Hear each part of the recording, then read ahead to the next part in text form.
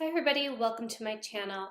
In a previous video I did talking about budgeting, I had mentioned sinking funds, and I wanted to do an additional video that went into a little bit more detail explaining what sinking funds are and how they can really help in your budget to avoid, I wouldn't say unexpected, but sometimes it can be unexpected, but larger expenses. So first let's just talk about what is a sinking fund. So it is money that you set aside for a future expense. So typically this is month to month that you are putting aside a specific amount of money for use at a later time. So again, that can be whether it's something planned and known or an unexpected expense. So some examples can be a Christmas fund, so setting aside a little bit of money each month or a specific number of months so that you then have that money at Christmas time so you're not using credit cards and going into debt. Other examples would be for funding insurances or other things that you typically pay once a year, saving up for a new vehicle or a home, and saving for a vacation. Those are all examples of sinking funds that you can use. So once you have your initial budget established and you're kind of comfortable with your month-to-month spending, now is really the time to get those sinking funds added into your budget. Again, this can be a little bit more difficult if you're on a very, very strict budget where you're literally spending all of your money just trying to get out of debt. If you're drowning in debt currently, the sinking funds can be a little bit more challenging. But adding this line item to your budget just helps be a little bit more consistent every single month, so you know, okay, here's all my expenses month to month, and that they're kind of the same. So it's not like, okay, come May, I have this $1,000 bill due and I don't have the money. And now I have to put it on a credit card. You will have saved up for that, and now you have that money set aside, earmarked for that purpose. So again, this can be very, very helpful to avoid going into further debt.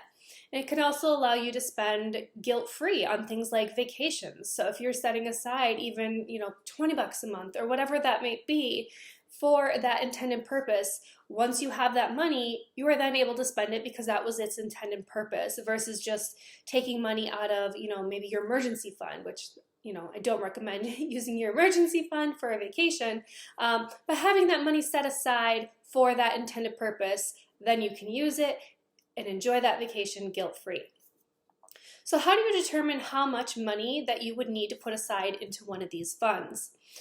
So you're going to look at the amount that you need or anticipate needing, and then the time frame between now and when you would need that money. So a good example could be, Christmas. It's currently, when I'm recording this, it's the beginning of April. So we have from April until December. So you could put aside X amount of money each month until, say November, beginning of December, and then you have that money to spend on your Christmas gifts.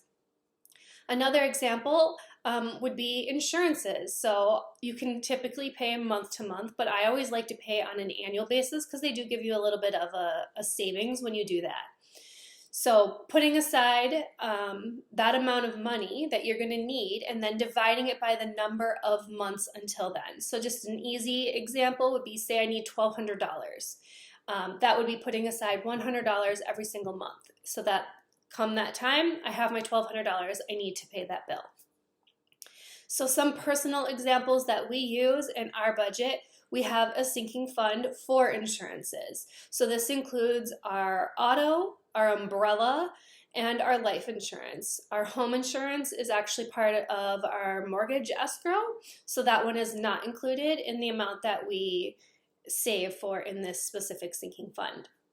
So what I did was I calculated up how much all of those are, and they're not all due at the same time. So for example, our auto and umbrella policies I think are due in February, but then our life insurances, I think both of them are in April, which should be coming soon. So what I did was I still calculated all of those amounts, added it all up, and then divided it by 12 months. So even though they're not the same month, it's kind of a rolling, that way I would still always have that money available to pay those bills when they do come.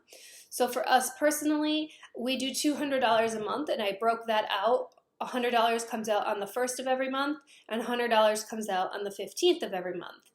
And with our bank, we combine all of our accounts are with one bank. So we have several different accounts, savings and checking. We have one checking account and then several savings accounts. So it's easy to have those automatic transfers set up so that I don't have to think about it. Because if I have to think about it and manually do it, there's a good chance that I'm not going to do it. So setting things up for automation is going to be a huge key piece to being successful with this. The other one that we more recently set up, I would say probably in the last maybe year or so, we created a separate one, kind of earmarked for, I'm calling it home and auto. I really should have a separate one for vacation as well, but I don't currently. But home and auto, we both have newer vehicles that we don't anticipate having to replace anytime too soon.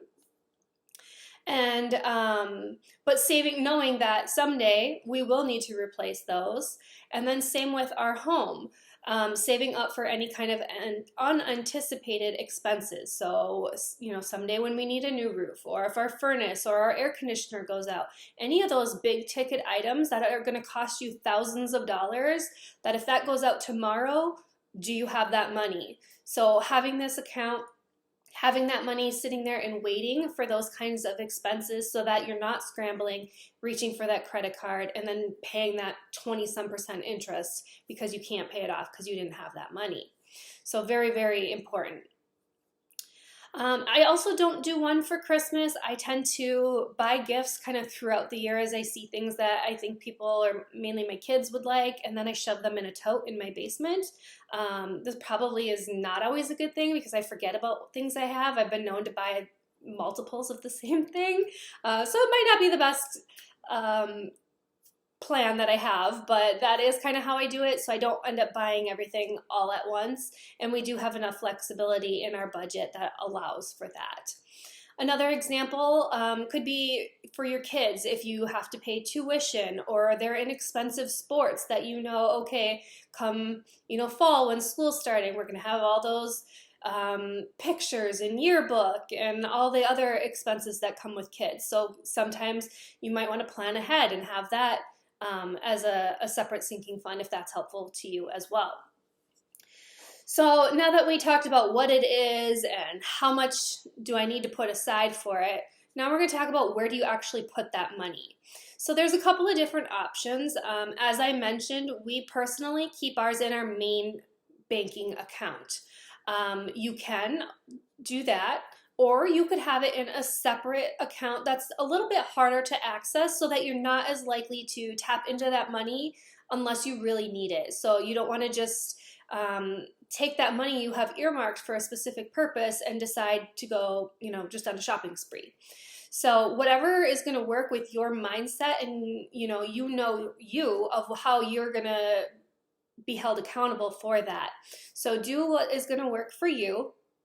I mentioned we have our checking, our regular savings, the insurance sinking fund, and then that home and auto sinking fund, and then we have savings accounts for our children as well. So we actually have several different types of accounts all within our main bank.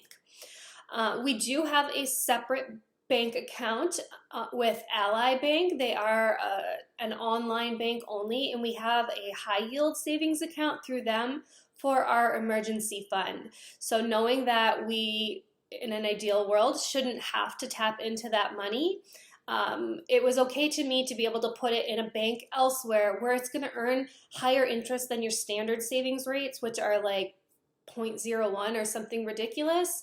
Whereas with Ally, we're getting 0.5%, so it's still not great, but the money is accessible, unlike if it was in like a CD or something like that. The money is there and able to be accessed if we did need it for some kind of emergency purpose. So what I really like about Ally Bank, again, the higher interest rate. I've earned about $6 a month currently in interest with our emergency fund in there. There is no minimum amount to start a high yield savings account. There's no maintenance fees.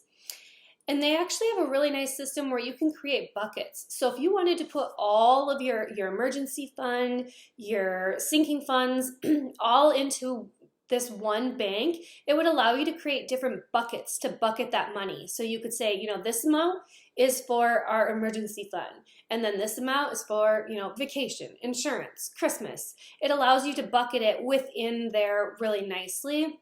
We haven't taken advantage of that just because it was easier just to keep that money within our everyday bank. But I do really like that bucket system. So I'll leave a link for Ally Bank in the description box below. I do also have just a link to the Dave Ramsey website where his daughter Rachel Cruz actually talks really nicely about some sinking funds as well. So I would love to know if you found this video helpful. Do you currently have sinking funds, and what are your categories? Or are you going to start some based on this video today? So that is all for me, and I will see you in the next one.